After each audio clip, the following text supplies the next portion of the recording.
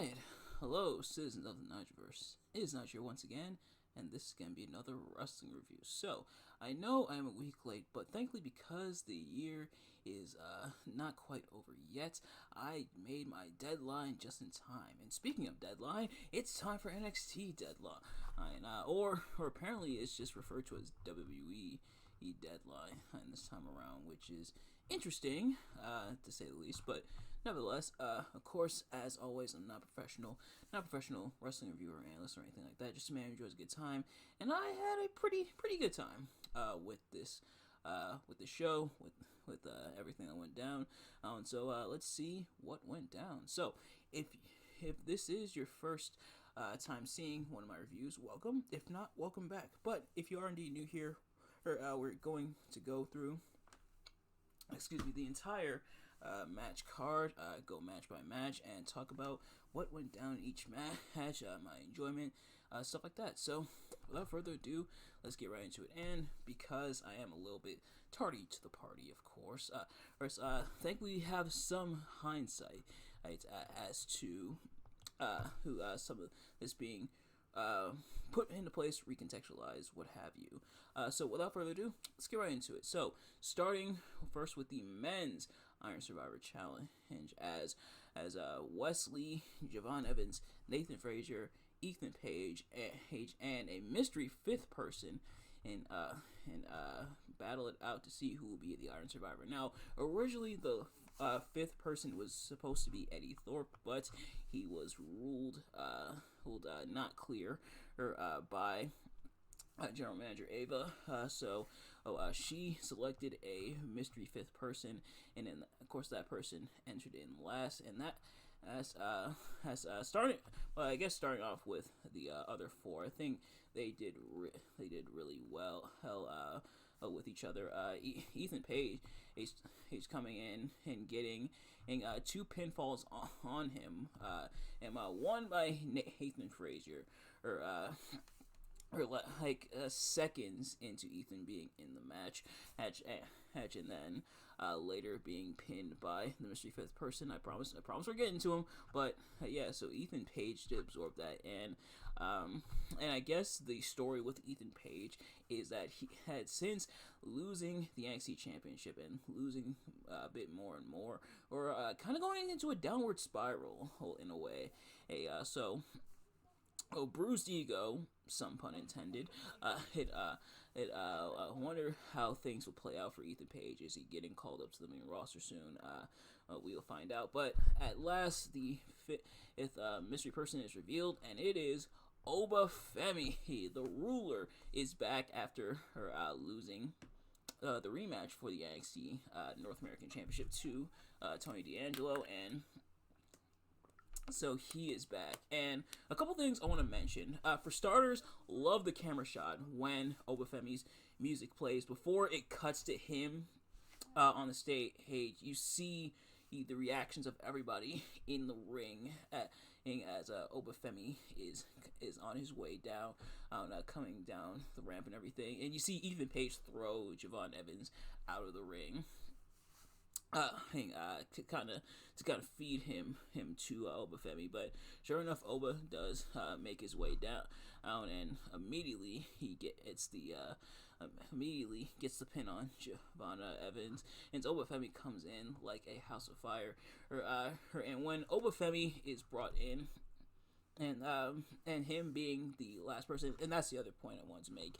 Obafemi, I think having him as a replacement fifth choice, I think, is a very smart move. And kind of a spoiler, he goes on to win the Iron Survivor Challenge, so he's the men's Iron Survivor. But I'm surprised AC wasn't in the match to begin with. Now, I know it's because he was taking kind of a hiatus, so wanted him to make a big return, but they definitely, him being in the Iron Survivor, I think, and having him win it, I think, was a very smart move. It really builds him up in a big way as he's gunning for the NXT champion. But nevertheless, as Obafemi comes in, pretty much wrecks Shop. Does get a couple of pins on him. Ethan Page does manage to pin him, and kind of a funny moment where Ethan Page sends Obafemi into the penalty box, and then Ethan Page himself goes into the penalty box, and he doesn't want to go in, but Obafemi eventually pulls him in, pretty much beats the crap out of him, and pretty much leaves him laying in there. And Javon Evans, later on in the match, does get trapped in the penalty box, does climb up and hits a swanton off onto, I believe it was Obafemi and Ethan and Wesley, if I'm not mistaken. But yeah, so Obafemi then, trying to overcome the deficit as the clock winding down, hits a double chokeslam on Nathan Frazier and Wesley, which Nathan Frazier, he is definitely a trooper. Not only is he working double duty, and we'll get to the other match later on, but does get busted open. I actually missed how he got busted open. He's bleeding from the nose, but well, also, as you'll see later on in the night, he's got the bandaged ribs. So, props to Nathan Frazier for toughing it out and everything. But Obafemi with the double choke slam in order to pick up two falls to get the 3-point advantage and win the Iron Survivor. Javon Evans just trying to get the pin and to try to at least tie it up, but unfortunately not quite. Some good use of the clock there, and yeah, pretty fun match for the men's, and the women's are coming later on, and another kind of spoiler, they're going to be in the main event, and so we'll get to that later on. But as for this match, very, I think, solid way to start off the show. I do think all 5 guys did really well. Hell, even with Obafemi technically having the shortest involvement, and they built him up in a big way. So yeah, a pretty solid match to start off the night. But next up is the NXT Underground match as Lola Vice takes on Jada Parker. So these two have been going at it, going at each other's throats for a little bit, and essentially comes down to this in the Underground match. So, home field in a way advantage for Lola Vice. Now, at 11 minutes and 5 seconds, this is the shortest match of the night. However, they still cramp quite a bit in that allotted time. Now, not the first Underground match that Lola Vice would have this year. I believe it may have been in not No Mercy, but or it might have been in Battleground, I believe. Yeah, it was Battleground where she took on Shayna Baszler. However, between those two, I think I preferred the match at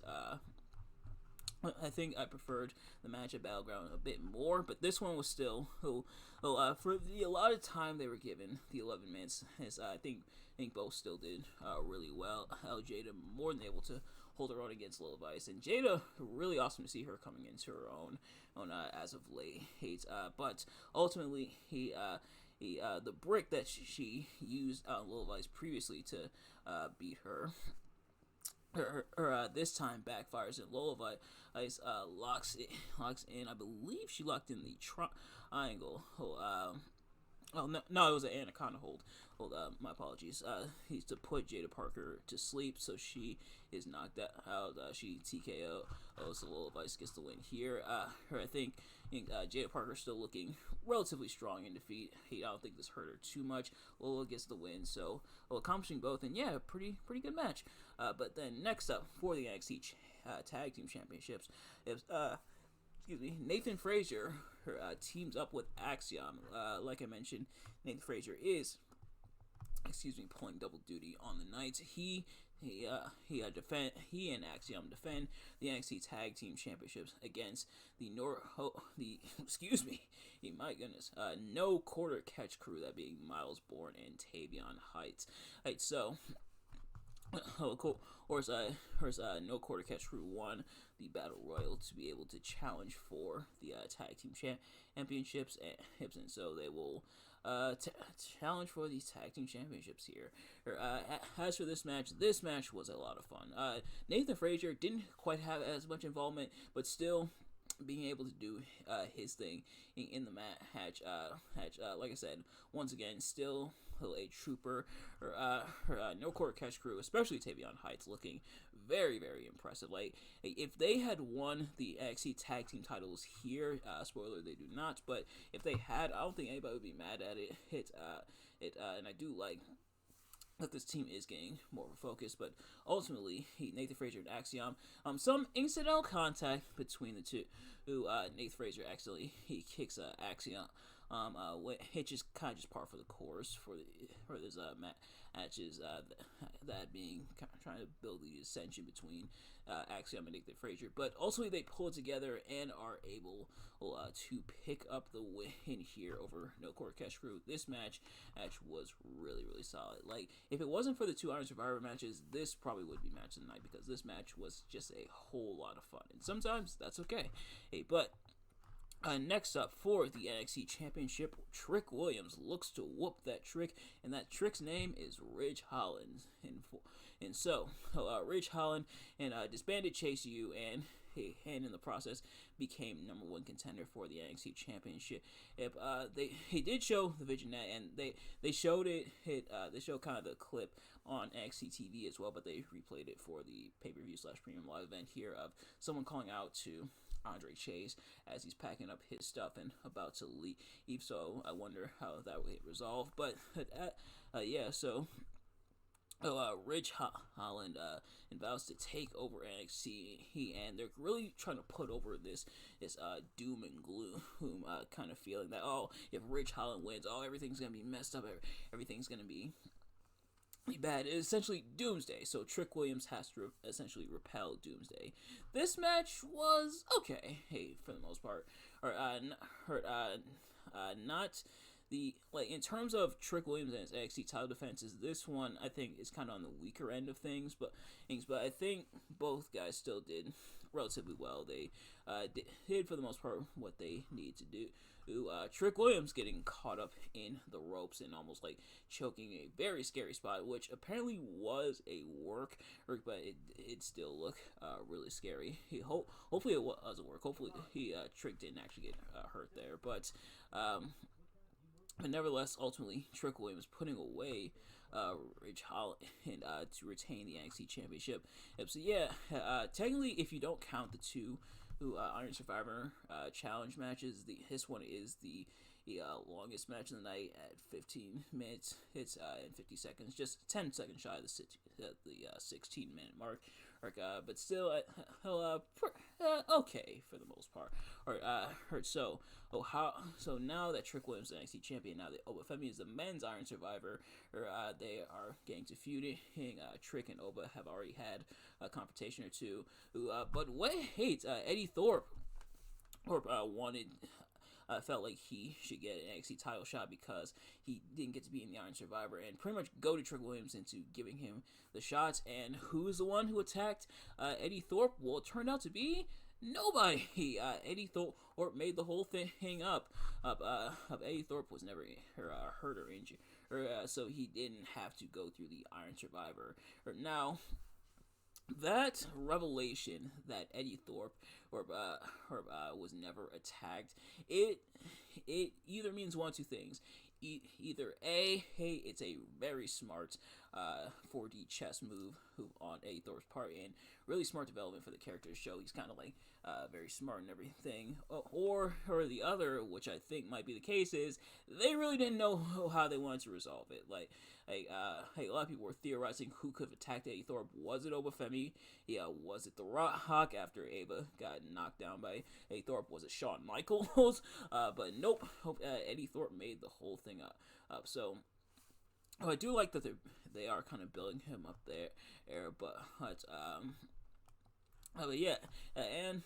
work smarter, not harder. He didn't have to be in the men's Iron Survivor, but nevertheless, in your main event is the women's turn for the women's Iron Survivor, as as Julia, Sol, Ruka, Stephanie McCare, Zarya, and Ren Sinclair, seek to become the Women's Iron Survivor. Now, considering how much more of a focus the women of NXT are getting, especially with Julia, Stephanie McCare, and Zarya coming in, and having them in the main event of the show, having their Iron Survivor challenge match be the main event, I think is a very, very smart move. And this match was a lot of fun. Between the men's and the women's, I think I'm going to go with the women's here. The women definitely did their thing. And I think all 5 women did their part. Sol Ruka, even with a double Soul Snatcher, Julia ultimately picking up the win. And with the Rivederci Neat, he in the end, and on to Zarya. Ren Sinclair eating 2 pinfalls in a row. She ate the first one after the Northern Lights bomb from Julia, which between her and Eddie Kingston, I think I got to give the nod to Julia. I'm sorry, Eddie. And then getting pinned off the Soul Snatcher. I think showing the best from all 5 women, and Ren Sinclair actually got pinned 3 times from Stephanie McCare. I'm surprised Zarya didn't get a pin in on her while they're at it, but that's not to downplay her involvement. He really shone through. Her and Sol Ruka definitely had a bit of an uphill battle compared to the other 3, where the focus was definitely on them. But I think Sol and Ren definitely held their own.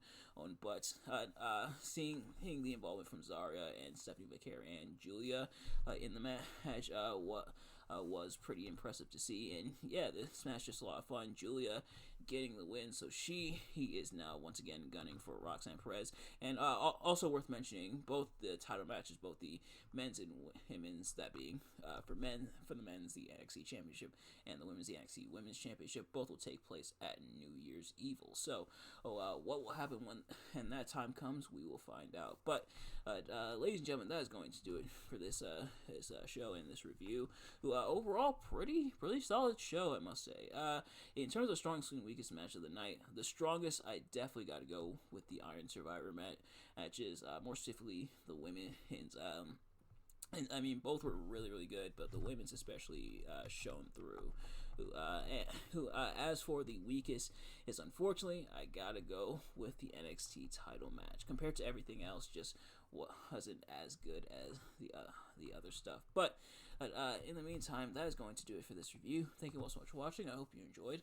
If you did, please do me a favor: like, comment, subscribe, share with your friends, and turn on post notifications. So every time I upload a video, so you can see it as soon as it drops. And let me know in the comments below your thoughts on NXT Deadline, my review. Did you like Deadline this year? Did you like my review of Deadline this year?